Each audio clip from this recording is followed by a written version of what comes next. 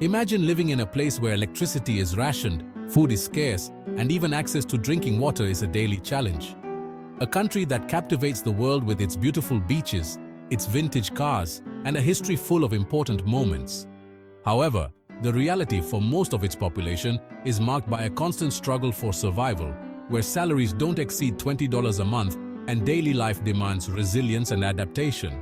This is Cuba, an island full of contrasts, where the difficulties faced by the population are even more evident when you see the contrast with its unique beauty. Before we begin, remember to like the video and subscribe to the channel so you don't miss any of our posts. It doesn't cost you anything, and it helps me keep creating new content for you. Cuba, nestled in the Caribbean Sea, is the biggest island in the Greater Antilles. It's about 42,000 square miles. The Atlantic Ocean borders it to the north and the Caribbean Sea to the south. It's known for its white sandy beaches and clear blue waters, perfect for vacation. But besides this beauty, Cuba has a diverse geography. It has fertile plains that are great for farming, and mountain ranges like the Sierra Maestra, famous for its role in the Cuban Revolution. These mountains are also home to a diverse ecosystem. But despite its natural beauty, Cuba has problems that affect the lives of its people. The island is always facing hurricanes, which hurt the local economy and can cause serious damage. Not having a good system to deal with these disasters is a big challenge for the people. Cuba has about 11 million people. It's a diverse mix of people of African, European, and indigenous descent. But the living conditions are quite different between people in the cities and those in the countryside. The cities are more developed, but the rural areas have poor housing and not enough resources like clean water and electricity. The country's capital, Havana, is a clear example of these contrasts. With its streets full of classic cars and Spanish colonial architecture, the city has a unique charm, but it also faces serious infrastructure problems. Many buildings are in a state of decay and the lack of maintenance is visible, with problems such as power outages and water shortages becoming common occurrences in the city's daily life. Despite this, Havana is a vibrant meeting point, where live music, vibrant culture, and the hospitality of the Cuban people create an atmosphere that is both welcoming and challenging. The Malecón, the famous seaside promenade, is the place where tourists and locals mingle, sharing the space to the sound of rhythms characteristic of the island, such as jazz, salsa, and reggaeton, which seem to contrast with the harsh reality experienced by many. To understand Cuba today, we need to look back at its past and reflect on the Cuban Revolution of 1959, when Fidel Castro, along with his brother Raúl Castro and Che Guevara, led a revolution that transformed the country, establishing a socialist government that remains in power to this day.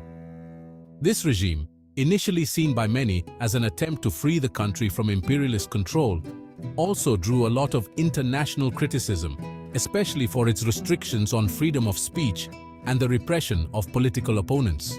Today, the socialist government shapes every aspect of daily life, controlling the main areas of the economy, including food, healthcare, and education. While the system guarantees free access to essential services like healthcare and education, the low wages, around $20 a month, make it hard for many Cuban families to maintain a basic standard of living. Cuba's economy is centralized, and this has direct implications for daily life. The distribution of food, water, and electricity is affected by the lack of investment in productive sectors and the scarcity of resources, creating an excessive dependence on the government to meet basic needs. As a result, citizens face frequent rationing, especially of food and hygiene products. Food shortages are constant, and the prices of many basic items are out of reach for most of the population. This creates a reality where many Cuban families live on less than $1 a day, struggling to secure basics like food, medicine, and hygiene items. According to the Cuban Observatory for Human Rights, 9 out of 10 Cubans are in extreme poverty, and the increase in poverty in the country in recent years has been alarming, with a 13% increase compared to last year. It's common to find empty shelves in supermarkets. The scarcity of basic products is one of the direct consequences of the economic limitations imposed on the country, in addition to the U.S. trade embargo, which makes it difficult to import goods. The Cuban socialist system, with its attempt to promote equality among citizens, also limits consumption options. This creates a scenario where often the supply of products is insufficient to meet demand. The lack of access to drinking water is another reality that Cubans face, especially in more remote areas. The country's water infrastructure is precarious, and many residents face daily difficulties in obtaining clean and safe water. Although water is a fundamental human right, its distribution is inefficient, and the quality of drinking water is a constant concern. This problem not only affects the health of Cubans, but also demands constant efforts to supply a basic need that, in other countries, is taken for granted. And another thing that really impacts daily life in Cuba is electricity. Not having enough electricity is a constant reality for Cubans. Blackouts and energy rationing happen all the time, in both cities and the countryside. The problem is made worse by a lack of resources to keep up the electrical system and not having enough fuel to run the power plants. These blackouts affect all parts of daily life, from running refrigerators and fans on a tropical island to essential services in hospitals, schools, and stores. During the hottest months, the blackouts get even worse, and it becomes even more important to stay cool in the hot, humid weather. To deal with this, the Cuban government has put in place energy-saving measures, like limiting the use of appliances and street lights. But these measures aren't enough to solve the electricity shortage, which continues to be a major worry for people. After a 3-second pause, in addition to food, water, and energy shortages, Cuba is facing the worst fuel crisis in the last 60 years. With the rationing of gasoline and diesel, getting around on the streets of Cuban cities is getting harder and harder. Fuel sales are being strictly controlled, and huge lines form at gas stations, where the people of Havana face long waits to get a little fuel. The fuel shortage started to get worse in 2021, during the pandemic, when the country, which already had no credit, had a really hard time buying oil. Their main source of supply, Venezuela, is also going through a serious economic crisis, which makes it even harder for Cuba to make sure they have enough fuel. These challenges, which include not having enough basic things like food and a system that's not very strong, make everyday life a struggle for Cubans. But even with these problems, the people keep finding ways to resist and survive, keeping their hope and the exciting culture of the island alive. Life in Cuba is all about being strong and adjusting. Cubans use their creativity to get through tough times, whether it's in the kitchen, with music, or just in everyday life. The Cuban economy, strictly controlled by the state, plays a fundamental role in understanding the reality of the country. International sanctions and the scarcity of resources have a direct impact on the living conditions of the population, limiting options for economic development. The dependence on imports, along with the lack of credit and internal resources, severely restricts the country's growth. Many Cuban families resort to the black market to meet their basic needs, which creates a duality in access to goods and services. There is a clear inequality between Cubans who work in the tourism sector, who have access to resources in foreign currency, and those who live without this benefit, facing an even higher cost of living.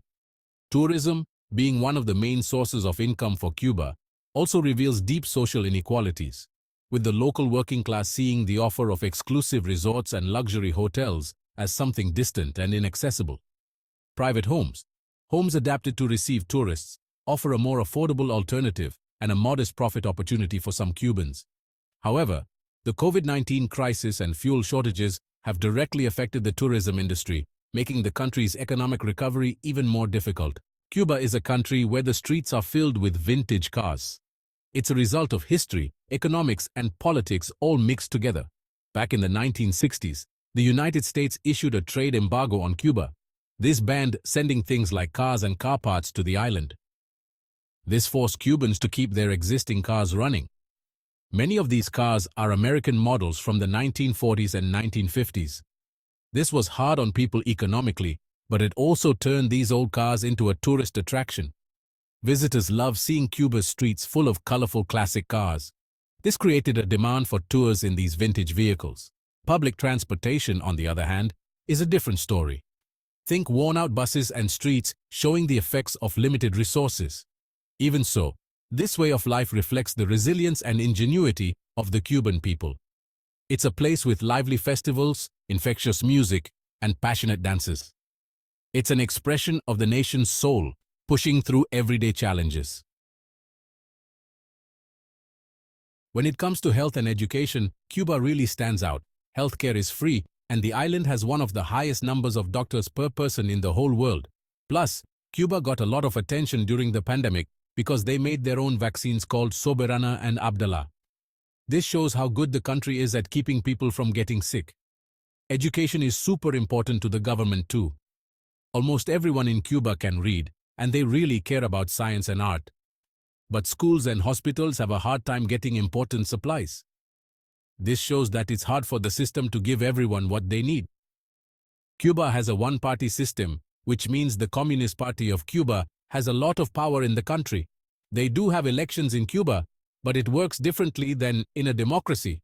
People vote in their local areas, and then those winners go on to another election. A lot of people say that not having different political parties or newspapers that are free to share their opinions makes it hard for Cuba to have different political views.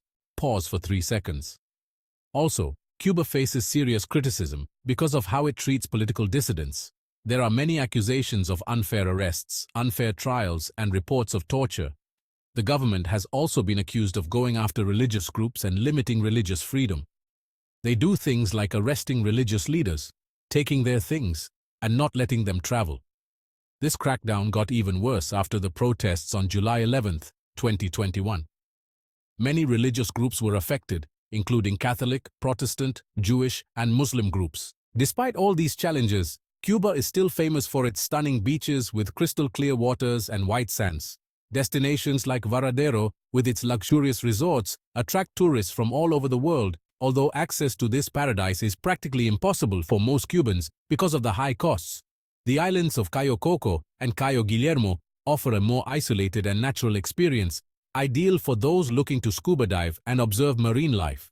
Also, beaches like Playa Hicacos and Playa Ancon offer a unique combination of natural beauty and closeness to historic cities, letting visitors enjoy a mix of culture and nature.